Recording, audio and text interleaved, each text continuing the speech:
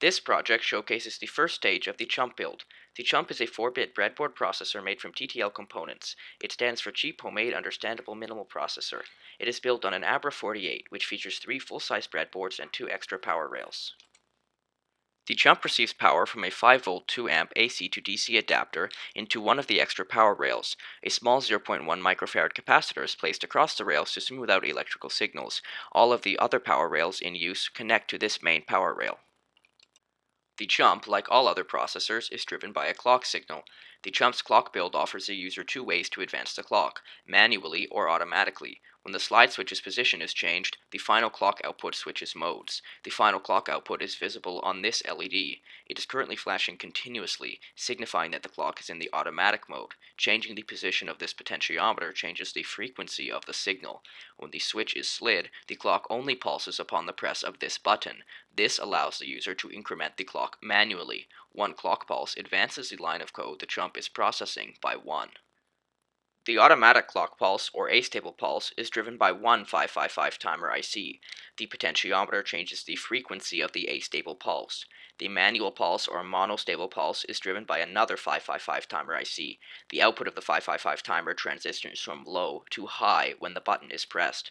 A third 555 timer IC is configured in bistable mode. It is used to switch between the 2 previous clock signals using combinational logic. It is what allows the user to switch the clock from automatic to manual mode.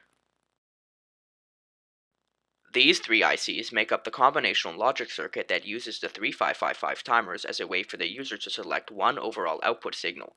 The subcircuit uses an SN74LS04 inverter IC, an SN74LS08 AND gate IC, and an SN74LS32 OR gate IC.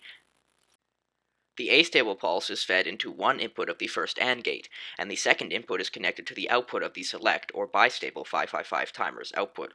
When the output of the bistable timer is high, the output of the AND gate allows the signal of the astable pulse to pass through it. The select output is also connected to one of the inputs of the second AND gate through an inverter, and the second input is connected to the manual pulse output. When the select output is low, the manual pulse's signal passes through the gate. These 2 outputs are then fed into an OR gate, with only the signal selected by the bistable 555 timer passing through. Finally, that signal is fed into an AND gate with an inverted signal called the halt line. This is used later on in the circuit. When it goes high, the clock signal is halted, as nothing can pass through the AND gate. The program counter subcircuit is comprised of 3 buttons, an SN74LS00 NAND gate IC, and an SN74LS161 4-bit counter IC. It keeps track of what line of code in the program the CHUMP is at. Its 4-bit count increases once every clock pulse, thus the CHUMP's programs can be up to 16 lines in length. The line of code the processor is at is shown in binary on its output pins. The line can be set back to 0 by pressing the clear button. When the active low load pin is triggered, the count is set to equal whatever nibble is on the PC's 4 input pins once the clock is pulsed once.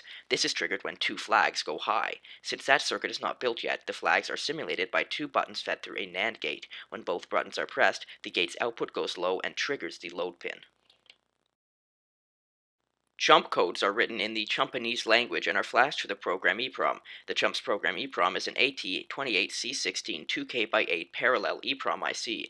It can store up to 16-line programs on pages defined by the user when it is flashed. This slide switch selects whether the EEPROM is running through the program on page 0 or page 1. A single instruction consists of a 4-bit opcode and a 4-bit operand. The low-order bit of the opcode signifies if it is a memory or constant instruction, with 1 signifying memory. The CHUMP instruction set is summarized by this table.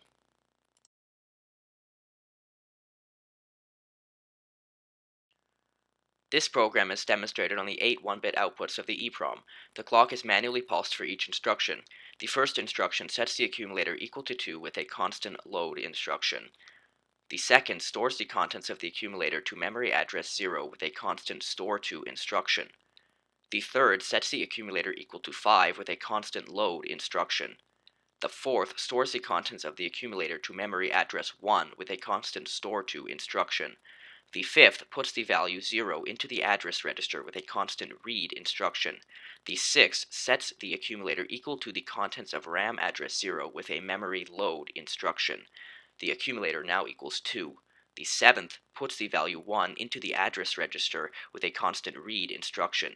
The eighth adds the value of RAM address 1 to the accumulator with a memory add instruction. The accumulator now equals 7. The ninth subtracts the value 6 from the accumulator with a constant subtract instruction. The 10th checks if the accumulator equals 0 with a memory if 0 instruction. Since it does not, this line is simply skipped over. The 11th subtracts the value 1 from the accumulator using a constant subtract instruction. Finally, the 12th line starts the program over again at line 0 with a constant goto instruction. The rest of the CHUMP will be explored in detail as the project progresses.